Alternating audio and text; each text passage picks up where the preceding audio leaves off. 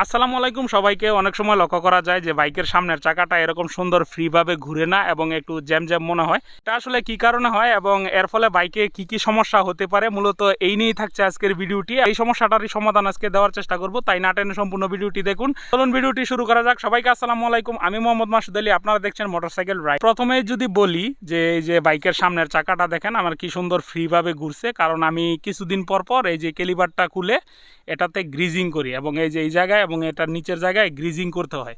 এখন যখন এই যে এই জায়গাগুলোর গ্রিজগুলো শুকিয়ে যায় তখন কিন্তু এই যে এই ক্যালিপারটা এটা মুভমেন্ট করতে পারে না। আমরা যখন ব্রেকটাকে প্রেস করি তখন কিন্তু এই যে ক্যালিপারটা এটা সম্পূর্ণ এরকম নড়ে, মুভমেন্টের উপরে থাকে।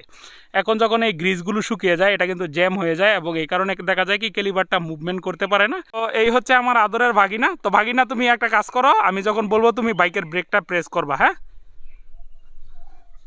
ব্রেকটা প্রেস করো। তো এই দেখেন চাকাটা জাম হয়ে গেছে, ব্রেকটা ছাড়ো। এবং দেখেন ব্রেকটা ছাড়ার পর দেখেন চাকাটা আবার মুভমেন্ট করছে, তো আবার ব্রেকটা প্রেস করো। এই দেখেন চাকা কিন্তু থেমে গেছে, ব্রেকটা ছাড়ো। তো এই দেখেন ব্রেকটা ছাড়ার পর আমি আবার এটাকে ঘুরান টিস দিলাম এবং এটা ঘুরছে, কারণ আমার এটাতে আমি কিছুদিন পর পরই গ্রিজিং করি। তো আপনাদেরও যদি এই সেম সমস্যাটা হয় তাহলে এই ক্যালিপারটা খুলে আপনারা গ্রিজিং করতে পারেন, আশা করি আপনাদের সমস্যার সমাধান হয়ে যাবে। খুব কম ক্ষেত্রেই দেখা যায় বাইকের ডিস্কটি টাল থাকে এবং অনেকে এই নিয়ে দ্বিধাদ্বন্দ্বের মধ্যে ভোগেন যে বাইকের ডিস্কটিকে আদৌ টাল হলো কিনা।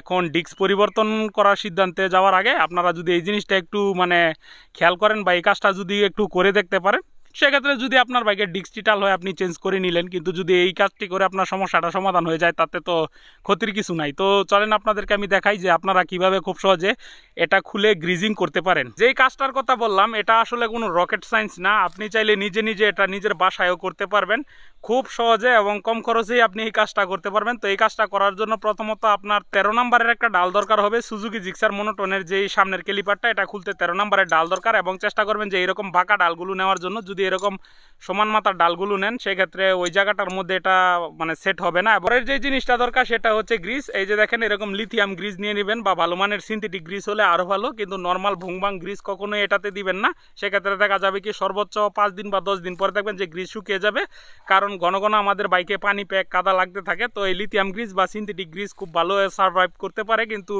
নর্মাল ভুংবাং গ্রিজ যদি দেন তাহলে দেখা যাবে যে 10 দিন পরে এটা শুকিয়ে যাবে এবং আপনার আবার নতুন করে এটাতে খুলে গ্রিজিং করতে হবে। একটা জিনিসের দরকার হবে সেটা হচ্ছে শিরিষ কাগজ। আপনি যখন বাইকের ক্যালিপারটার মধ্যে গ্রিজিং করবেন তখন চেষ্টা করবেন বাইকের যেই ব্রেক প্যাড দুইটা সেটা যেই শিরিষ কাগজ সেটাতে ঘষে তারপরে ইনস্টল করার জন্য। সেক্ষেত্রে বাইকের যেই ডিস্কটা সেটাতে আপনার দাগ পড়বে না এবং বাইকের ডিস্কটা অনেকদিন ভালো থাকবে। এখন আপাতত আমার কাছে কোনো শিরিষ কাগজ নাই, কারণ আমি বাসা থেকে অনেক দূরে আসছি এই ভিডিওটা বানানোর জন্য, কারণ এই জায়গাটা মোটামুটি অনেক শান্তশিষ্ট জায়গা, পাখির কোলাহল ছাড়া মানুষের কোনো কোলাহল এই জায়গাটাতে নাই।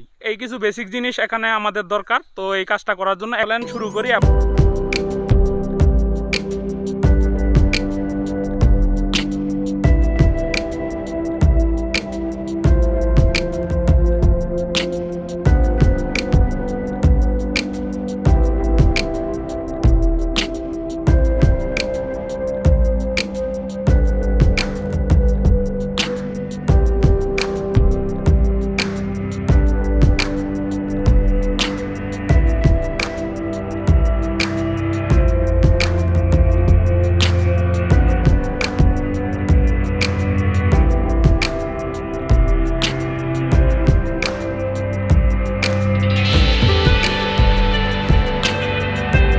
সমস্যার সমাধানটা আপনারা না করেন তাহলে কি কি সমস্যার সম্মুখীন আপনারা হবেন তা এখন আমি আপনাদেরকে বলি। প্রথমত আপনার বাইকের যেই ব্রেক প্যাড এবং যেই বাইকের ডিস্কটা সেটা টাল হয়ে যাওয়ার সম্ভাবনা আছে বা অতিরিক্ত ক্ষয় হয়ে যাওয়ার একটা পসিবিলিটি আছে। তার পাশাপাশি আপনার বাইকের যেই ইঞ্জিন হিটিং ইস্যুটা সেটা অনেক বেড়ে যাবে এবং বাইকের মাইলেজটা ড্রপ করবে, কারণ সামনের চাকা যদি জ্যাম হয়ে থাকে তাহলে আপনার বাইকটাকে রানিং করতে আপনার বাইকের কিন্তু শক্তিটা একটু বেশি খরচ হবে এবং তার পাশাপাশি দেখা যাবে কি বাইকের মাইলেজটা একটু ড্রপ করবে। তো চেষ্টা করবেন যে আপনাদের বাইকের চাকাটা জ্যাম আছে কিনা এটা চেক করে এটার সমস্যার সমাধান করে নেওয়ার জন্য, এবং আমি চেষ্টা করেছি খুব সহজে কিভাবে আপনি নিজে নিজে এই সমস্যাটার সমাধান করবেন। এরপরেও যদি আরও কিছু জানার থাকে তাহলে কমেন্ট বক্সে কমেন্ট করেন, লজিক্যাল কোনো প্রশ্ন হলে আমি উত্তর দিয়ে দেওয়ার চেষ্টা করব। তো এটা ছিল মূলত আজকের ভিডিও। আমার ভিডিও যদি ভালো লেগে থাকে তাহলে আমার চ্যানেলটিকে সাবস্ক্রাইব করে পাশে থাকা বেল বাটনটি চেপে দিন, ভিডিওতে একটা লাইক দিয়ে দিন, কমেন্ট বক্সে আপনার মূল্যবান মতামত জানিয়ে যান। সবাইকে আসসালামু আলাইকুম। আসুন হেলমেট পরে বাইক চালাই, নিরাপদে বাসায় যাই।